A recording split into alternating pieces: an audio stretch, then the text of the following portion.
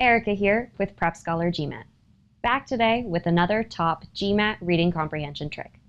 Now, before we get started, I want to remind everyone that you can get one-on-one online tutoring from me or another GMAT expert with Prep Scholar GMAT. You can head over to our website to sign up or learn more about our other customized online prep options. Links are in the description. And as always, if you like this video, we've got a lot more great GMAT content. So check out our channel and subscribe for updates on new videos and live streams. Our last reading comprehension trick focused on how to approach questions. Now, this trick starts earlier, with reading the passage. Just like we predict before we look at the answer choices, we want to read the passage before we look at any of the questions. But how should we read the passage? We want to skim. A lot of students see the word skim and think, read everything, but really fast. This is a serious misunderstanding of what skimming is.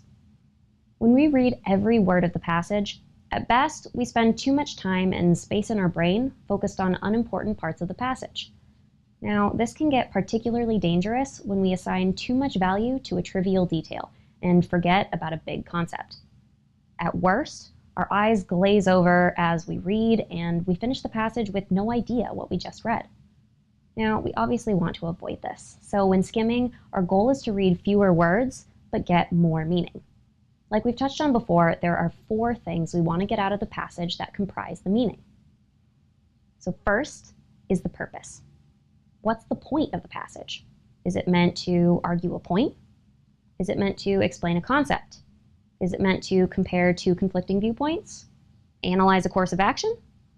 Basically, we're looking for the big verb of the passage. In other words, what does it do? Second is main idea.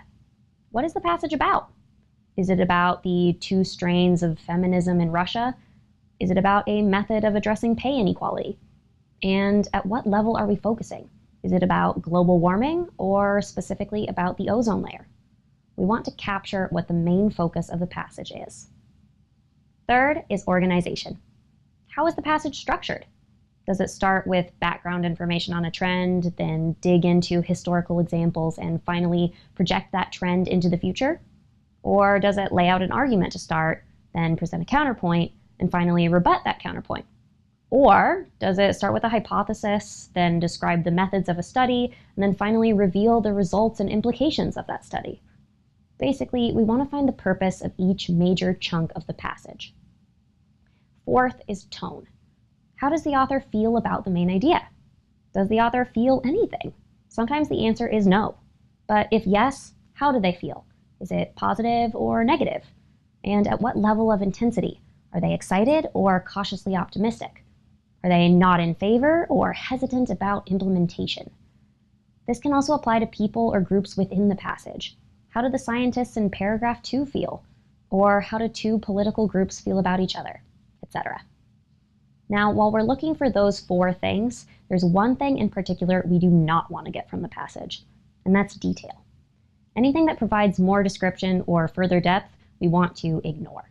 We're looking for big ideas, and we don't want small ideas to cloud our judgment of what the passage is really about.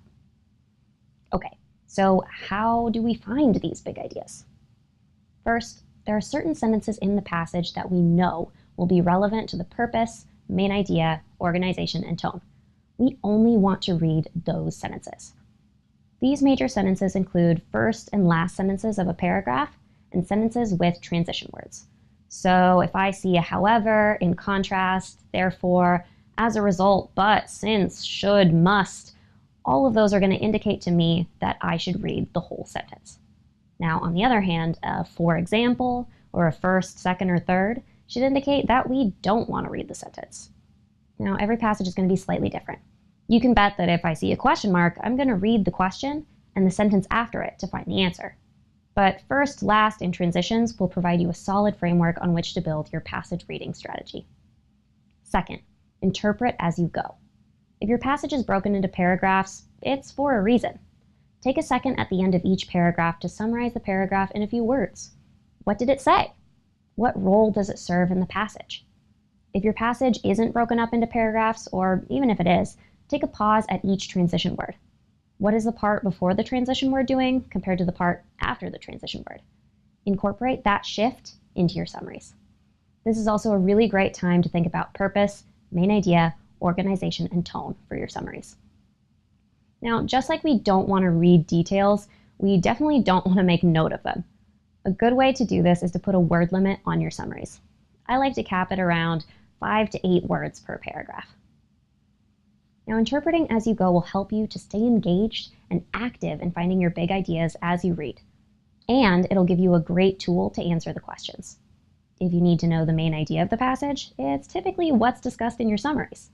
If you need to know the function of paragraph 3, you can simply read your summary for that paragraph. If you need to know about a specific detail, your summaries may guide you to a section, such as the second half of paragraph 2, and so on. And that's another top GMAT reading comprehension trick. Skim the passage by reading only important sentences and interpreting them as you read. If you have any questions on what we talked about today or suggestions for future videos, please leave a comment below. Thanks for watching and happy GMAT studies.